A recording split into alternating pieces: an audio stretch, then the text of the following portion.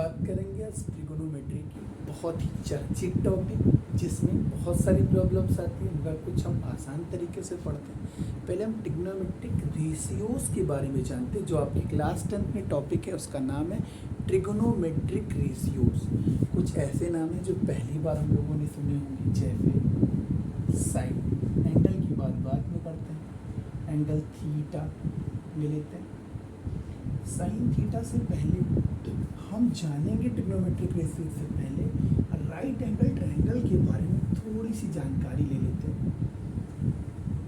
मैंने बोला ये ट्रायंगल अगर ए है, ये बी है, ये सी है। इस बात को आप बहुत कायदे से समझिएगा, ये सबसे मेजर चीज़ है। मैंने कहा अगर किसी भी ट्रिग्नोमेट्रिक रेशियोज में अगर हम एंगल ए की बात करेंगे, जैसे मैंने बोला अगर साइन ए की बात करो तो हमारा जो परपेंडिकुलर होगा वो BC होगा। ये चीज़ आप ध्यान रखेंगे, जिस एंगल की बात करूंगा उसके जस्ट सामने वाला हमारा परपेंडिकुलर होगा। अगर मैं एंगल A की बात कर रहा हूं तो हमारा परपेंडिकुलर BC होगा। अगर एंगल C की बात कर रहा हूं तो हमारा परपेंडिकुलर AB होगा। ये चीज़ आप ध्यान रखेंगे। पहली चीज़ क्या कि अगर मैं साइन A की बात कर रहा हूं तो हमारा एंगल जो हम परपेंडिकुलर लेंगे वो एंगल के जस्ट सामने BC। अगर मैंने एंगल C की बात करी तो हम परपेंडिकुलर लेंगे AB। ये चीज़ आप क्लियरली ध्यान रखिए। साइन A की बात कर रहा था, पहला जो ट्रिग्नोमेट्रिक रेशियोज है वो है हमारा साइन A। साइन A का मतलब है परपेंडिकुलर अपॉन हाइपोटेन्यूज। ये चीज़ आप ध्यान रखिएगा। इसके बाद में शॉर्ट ट्रिक भी है इसकी, परपेंडिकुलर अपॉन हाइपोटेन्यूज। एक चीज़ आपको याद रखना है, मैं एक कोड लैंग्वेज बता दे रहा हूँ, उसी का यूज करूंगा। परपेंडिकुलर को शो करूंगा P से, हाइपोटेन्यूज को H से और बेस को B से। तो मैं इतनी लंबी कहानी नहीं लिखूंगा। साइन A की बात मैंने करी परपेंडिकुलर अपॉन हाइपोटेन्यूज, क्यों ना इसी के साथ इसके रेसिप्रोकल को ले लिया जाए। साइन A का रेसिप्रोकल होता है कॉसेक A। आप याद रखेंगे, बिल्कुल दिलो दिमाग में बैठा लेंगे अपनी, कॉसेक A। मैंने कहा रेसिप्रोकल पढ़ रखा है, पलट देंगे तो आपका हो जाएगा H/P। मैंने कहा राइट एंगल ट्रायंगल में अगर मैं एंगल A की बात कर रहा हूँ तो उसके जस्ट सामने वाला परपेंडिकुलर लिया जाएगा। आपको इस बात की किसी भी टाइप की कोई भी कंफ्यूजन नहीं बननी चाहिए। साइन A होगा P/H, कॉसेक A होगा H/P। इसके बाद जो हमारा अगला ट्रिग्नोमेट्रिक रेशियो आता है वो आता है कॉस A। मैं इसको इरेज करे दे रहा हूं। कॉस A हमारा होता है base upon hypotenuse, base upon hypotenuse, या B/H भी लिख सकते हैं। अब आपके दिमाग में क्वेश्चन होगा कि कॉस A का रेसिप्रोकल कौन है, तो कॉस A का रेसिप्रोकल है सेक A। अगर रेसिप्रोकल की बात कर रहा हूं तो यहाँ पे क्या है B/H, तो ये क्या हो जाएगा H/B। यहाँ तक कोई डाउट? साइन का उल्टा कॉसेक, कॉस का उल्टा सेक। tan के बारे में डायरेक्ट फार्मूला बताने से पहले tan के बारे में थोड़ी सी चीज आप जान लें। tan में सबसे पहली चीज है, tan कुछ और नहीं साइन और कॉस का रेशियो है। देखते हैं कैसे। मैंने कहा tan A, आपने कहा साइन अपॉन कॉस। अभी हमने पढ़ा कि साइन A में परपेंडिकुलर अपॉन हाइपोटेन्यूज, और कॉस A में पढ़ा बेस अपॉन हाइपोटेन्यूज। अपनी भाषा में होगा जी, H के घर चला गया, आपका फॉर्मूला बन के आया परपेंडिकुलर अपॉन बेस। तो जो हमारा tan A का फॉर्मूला आया वो आया perpendicular upon base. tan A कुछ नहीं साइन A और कॉस A का रेशियो है। यहाँ तक आप मेरी बात समझ पा रहे होंगे। अगर सबका फॉर्मूला एक साथ उसके रेसिप्रोकल के साथ लिखा है तो इसका भी लिख देते हैं। मैंने कहा sine tan A equal to perpendicular upon base, तो फिर कॉट A क्या होगा बेस अपॉन परपेंडिकुलर। अब इतनी कहानी अगर आपको याद होने में किसी भी टाइप की प्रॉब्लम है तो मैं ये नहीं कहूँगा ये ट्रिक मैंने बनाई है, हर एक बुक में अवेलेबल है और लगभग सभी को पता है। साइन क्या होगा? Perpendicular upon hypotenuse, cos base upon hypotenuse, और टेन परपेंडिकुलर अपॉन बेस। बहुत कायदे से सुनिएगा, ये लाइन बहुत आराम से बोले। पंडित बद्री प्रसाद हर हर बोले। ये ट्रिक बहुत सारी बुक में लिखी हुई, कोई मेरे द्वारा खोजी हुई है, मगर आपकी आसानी के लिए आपको बताई जा रही है कि आप आसानी से इस चीज़ को याद रखें। पंडित बद्री प्रसाद हर हर बोले परपेंडिकुलर अपॉन हाइपोटेन्यूज साइन। अगर मैं बात करूं कॉसेक की तो यहीं से ये रेसिप्रोकल हो जाएगा हाइपोटेन्यूज अपॉन परपेंडिकुलर। मैं बात करूं अगर कॉस की तो बेस अपॉन हाइपोटेन्यूज, फिर मैं वही बोलूंगा यहाँ पे सेक है तो हाइपोटेन्यूज अपॉन परपेंडिकुलर बेस हो जाएगा। मैं बात करूं कॉट की तो बेस अपॉन परपेंडिकुलर हो जाएगा। मैं जहाँ तक समझ पा रहा हूँ अब बहुत आसानी से यहाँ तक आपको किसी भी टाइप की कोई दिक्कत नहीं होगी याद करने में। मैं ट्रिक एक बार फिर से बोले दे रहा हूँ। पंडित बद्री प्रसाद हर हर बोले SCT साइन कॉस टेन, यहाँ पे कॉसेक सेक कॉट, और वो चीज़ें पलट जाएंगी। इसके बाद आपकी NCERT में ICSE बोर्ड ML अग्रवाल में आपकी एक्सरसाइज है वैल्यूज। पहले हम चीज़ों को कर लेते हैं जो रिक्वायरमेंट है फॉर्मूले की, उसके बाद हम एक्सरसाइज पे आते हैं बेहतर तरीके से। वैल्यूज याद करने की बहुत सारी तरीके हैं, बहुत सारे ट्रिक हैं। कुछ वैल्यूज हम याद करेंगे, कुछ उसके भरोसे ही निकल जाएंगे। हम एक वैल्यू से देखो कैसे चार चार वैल्यू को रिलेट करेंगे और आपको बहुत आसानी से मेरी बात समझ आ पाएगी। मैंने बोला साइन थीटा,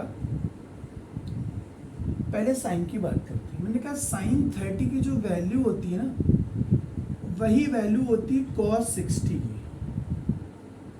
अच्छा, साइन 30 की जो वैल्यू होगी ना, कॉसेक 30 की वैल्यू उसकी उल्टी होगी। क्या आप मेरी बात समझ पा रहे हैं? और वही वैल्यू सेक 60 की होगी। तो आखिर वैल्यू होगी क्या? साइन 30 की वैल्यू आपकी है 1/2, यही आपकी कॉस 60 की भी वैल्यू है। कॉसेक 30 और सेक 60 भी सेम होंगे क्योंकि वो उसका रेसिप्रोकल हो जाएगा। 1/2 को जब हम रेसिप्रोकल करेंगे तो हमारा वो 2/1 हो जाएगा। 1 लिखने की कोई भी आवश्यकता नहीं है, कोई भी रिक्वायरमेंट नहीं है। तो आपका आ गया sine 30 equal to cos 60 equal to half, cosec 30 equal to sec 60 equal to 2। यहाँ तक आप मेरी बात बहुत आसानी से, बहुत ही बेहतरीन लहजे में समझ पा रहे हैं। साइन 30 के बाद में फिर बात करूंगा कॉस 30 की। कॉस 30 सर बराबर होता है साइन 60 की। सर कॉस 30 का उल्टा सेक 30 होगा। सर साइन 60 का उल्टा कॉस सेक 60 होगा।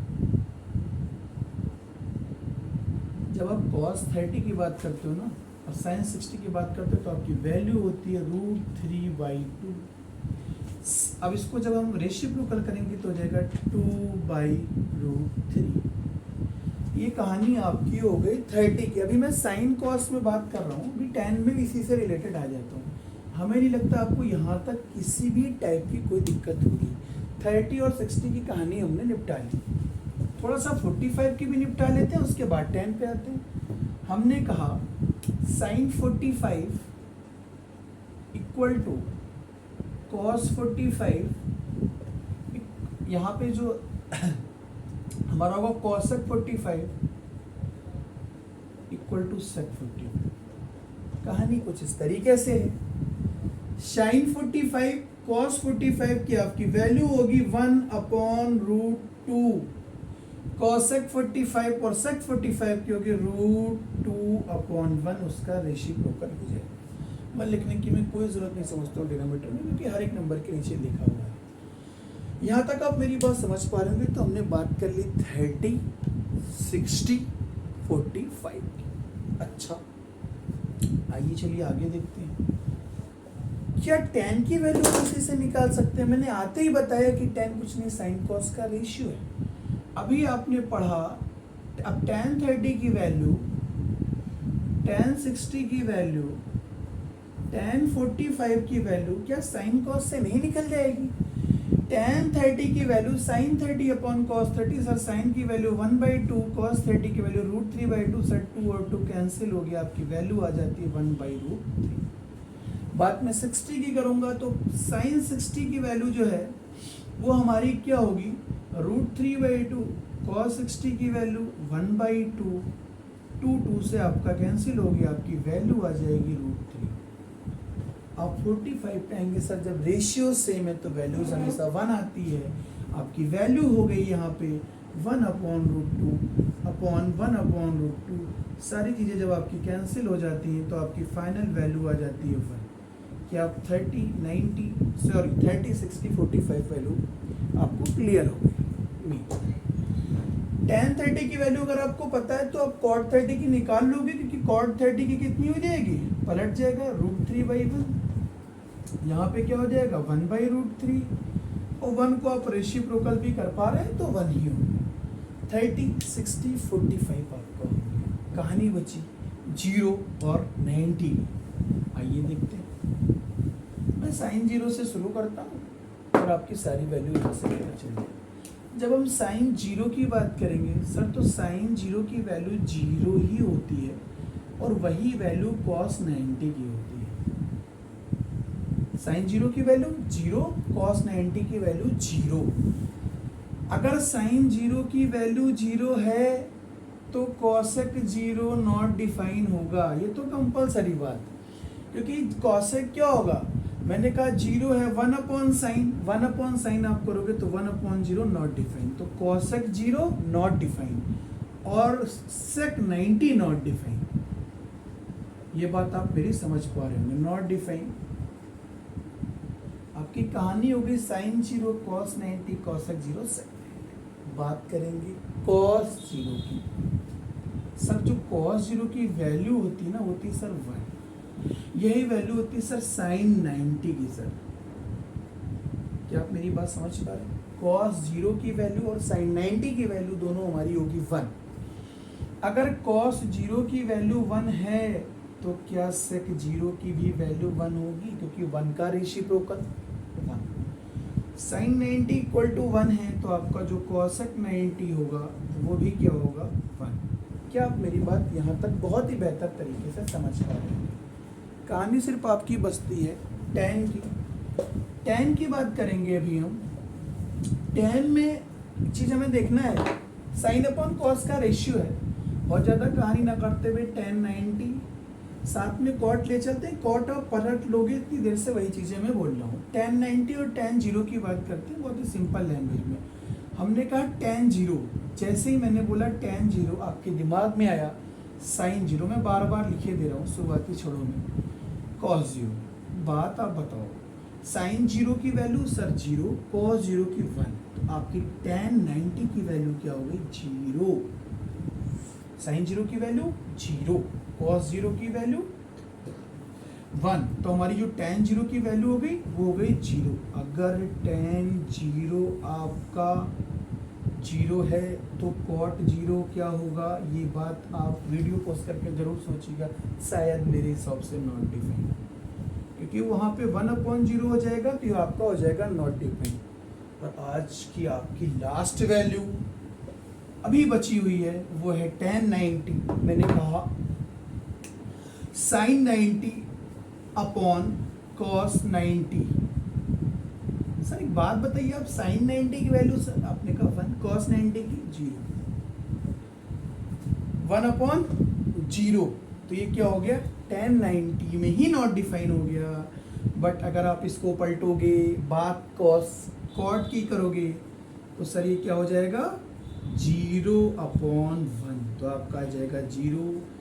आप अगर अगली वीडियो देखना चाहते हैं और इसी तरीके से सॉल्यूशन चाहते हैं तो आप लाइक शेयर सब्सक्राइब में बिल्कुल भी कंजूसी न करें। बहुत ही यूनिक मेथड से सीखेंगे।